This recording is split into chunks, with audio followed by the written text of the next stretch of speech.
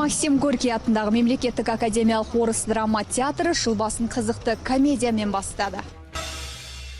Туған күніңізде ақша толы сөмке тауып алсаңыз не істер едіңіз? Қашуды жоспарлайсыз ба, әлде жаратудың жолдарын іздейсіз бе? Ойланып отырсыз ба? Жоқ, бұл кезекті қойылымның қызықты сюжеті болатын. Рэй Куни комедия жанрының шебері, ағылшын драматургиясының классигі. Оның шығармалары 40-тан астам тілге аударылған.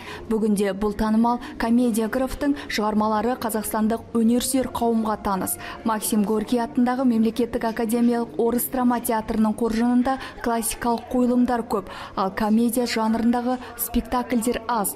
Көрермендердің сұрауы бойынша осы жанрдағы пьесаларды енгізіпті қоюшы режиссер. У нас есть книга. Көрерменнің қалауын орындадық. Шынында да бізде комедия аз. Астана, қыс, суық. Әртүрлі жағдайлар көп болады. Жанға ауыртпалық салатындары да бар. Міне осы нәрселердің бәрін ескеріп, көрерменнің көңілін көтеретін қойылым таңдадық. Осылайша өнерсүйер қауымға жылулық сыйламақпыз. Генри Перкинстің туған күні. Кеңседен шыққан бойда үйіне асыққан ол метродан сөмкесін алмастырып алады. Көптеген жағдайға тап болған Генри қашуды жоспарлайды. Алайда жұбайы үйіне қонақ шақырып қойған. Сондай-ақ есік қаққан полиция қызметкері де отбасының үрейін еселей түседі. Оқиға желісі осылай өрбиді. Для меня очень интересно. Мен сомдайтын кейіпкер үй шаруасындағы әйел, ішімдікке салынған.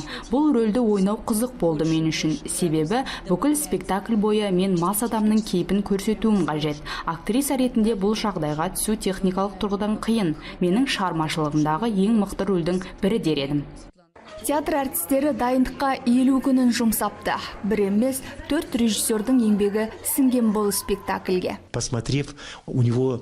Біздің актерлар өте талантты. Олар трагедия мен драма жанрын жақсы ойнап шыға алады. Дегенмен актерлік қабілетті дамытудың тағы бір жолы ол комедия. Трагедия мен драмаға қарағанда комедияны ойнап шығу қиын.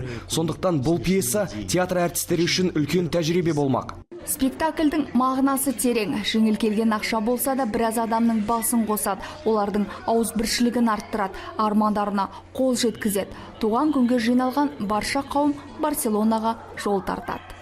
Клянусь тебе, клянусь, он взял чужой дипломат, открыл его, увидел там много денег. Ақша тыныштықты бұзды, әрбір секунд қорқынышпен үрейге толы болды. Еңбекпен тапқан қаржы болса бір сәрі төккен термен келді дерсіз. Ал оңай келген ақша оңай кететіні айтпаса да түсінікті. Камила Мәулен, Мәдениетке саяхат, Астана.